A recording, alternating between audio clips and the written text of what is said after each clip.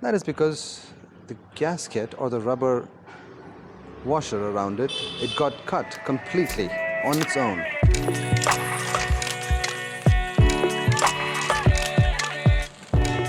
There is one issue that I've faced recently, and this was, let me show you. If you open the fuel cap, you would notice, first of all, that there's a sort of yellowish tint that's happening. That is because the gasket or the rubber washer around it, it got cut completely on its own.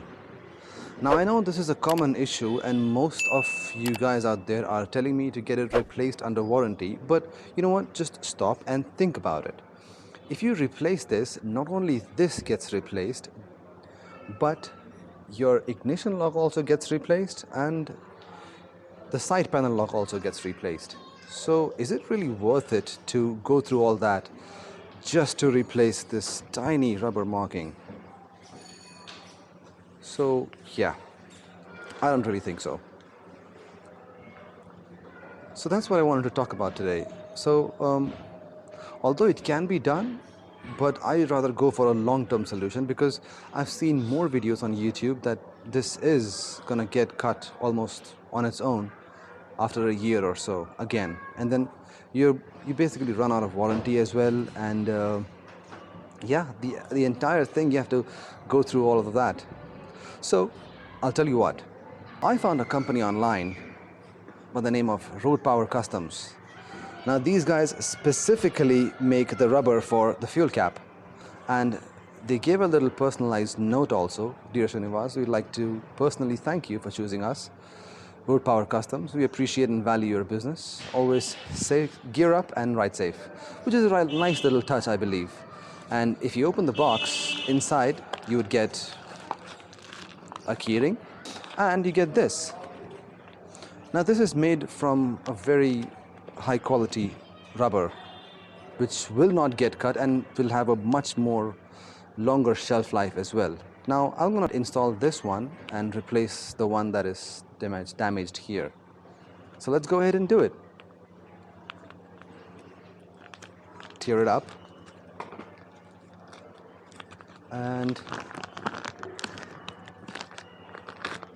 that's the one. Feels pretty good. Now the procedure is, you take this out. I mean, there is this metal clamp around it. You take that out using a flathead screwdriver. You take the rubber out, put the rubber back, and then put that washer sort of thing back in. So let me just do it. You don't want to work on the fuel tank. Just remove the cap. You can cover it with like that, and then move a little side ahead. I'm going to remove this. So you just insert your flathead screwdriver on this small groove here. You'll see a small flat surface here. Just insert it here completely and then just twist your screwdriver. It'll come off like that. That's the ring. So you take that, remove this rubber. As you can see, it is completely gone. Right? Now we'll put this one.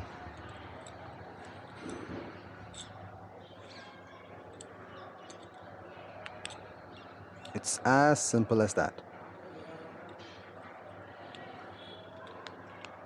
Put it there, insert it nicely. You'll feel a small click sort of a thing, and that means it's gone in the groove. And then just again take your ring, clean it if you get a chance. Why not? Because why not? And just place it there and gently just push it back in. Just push the O-ring back. You'll feel the click. There.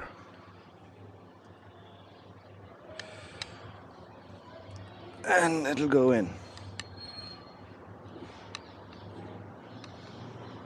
There you go. And there you have it.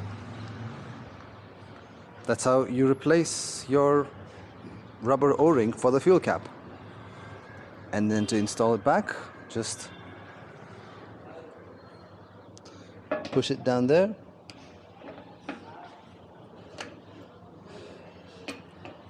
and done. Easy.